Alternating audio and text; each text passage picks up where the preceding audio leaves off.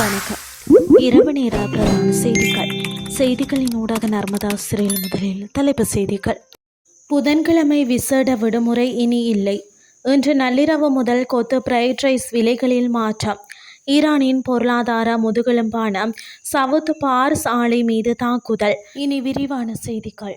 பிரதி புதன்கிழமைகளில் வழங்கப்படும் விசேட அரச விடுமுறையானது எதிர்வரும் 8ஆம் தேதி முதல் ரத்து செய்யப்படுவதாக அத்தியாவசிய சேவைகள் ஆணையாளர் நாயகம் அறிவித்துள்ளார்.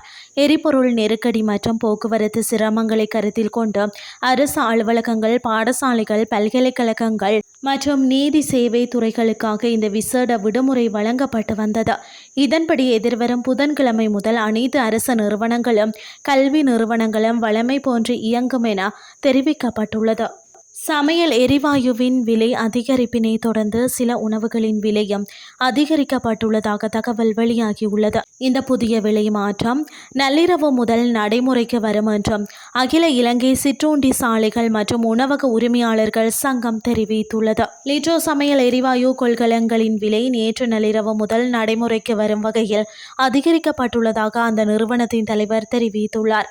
இந்த நிலையில் சமையல் எரிவாயு விலை அதிகரிப்பை தொடர்ந்து கொத்து பிரைட் ரைஸ் மற்றும் சோற்றுப்பொதி ஆகியவற்றின் விலை 20 ரூபாயால் அதிகரிக்கப்பட்டுள்ளது.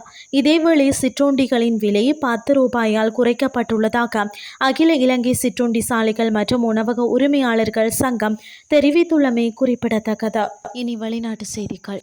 ஈரானின் அசாலுயே பகுதியில் அமைந்துள்ள புகழ்பெற்ற சவுத் பார்ஸ் பெட்ரோ கெமிக்கல் வளாகத்தை இலக்கு வைத்து தாக்குதல் நடத்தப்பட்டுள்ளதாக தகவல் வெளியாகியுள்ளன.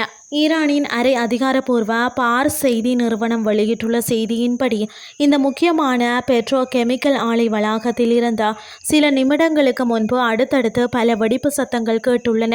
மத்திய கிழக்கில் போர் சூழல் தீவிரமடைந்துள்ள நிலையில் ஈரானின் எரிசக்தி மற்றும் பொருளாதார கட்டமைப்பின் முதுகெலும்பாக கருதப்படும் இந்த ஆலை இலக்கு வைக்கப்பட்டுள்ளமை பெரும் பரபரப்பை ஏற்படுத்தியுள்ளது. இந்த வெடிப்புகளால் ஏற்பட்டுள்ள உயிரிழப்புகள் அல்லது சேத விபரங்கள் குறித்து அதிகாரப்பூர்வ தகவல்கள் இன்னும் வெளியாகவில்லை. முன்னதாக ஈரானின் தேசிய உள்கட்டமைப்புகளை தொடர்ந்து நசுக்கப் போவதாக இஸ்ரேல் விடுத்திருந்த எச்சரிக்கையை தொடர்ந்து இந்த தாக்குதல் சம்பவம் இடம்பெற்றுள்ளது. அசாலுயே பகுதியில் நிலவும் பதற்றமான சூழலை தொடர்ந்து அங்கு பாதுகாப்பு நடவடிக்கைகள் பலப்படுத்தப்பட்டுள்ளதாக தெரிவிக்கப்பட்டுள்ளமை குறிப்பிடத்தக்கது. இத்துடன் செய்திகள் யாவும் நிறைவடைகின்றது. அடுத்து காலை 8:30 எதிர்பாருங்கள். நன்றி.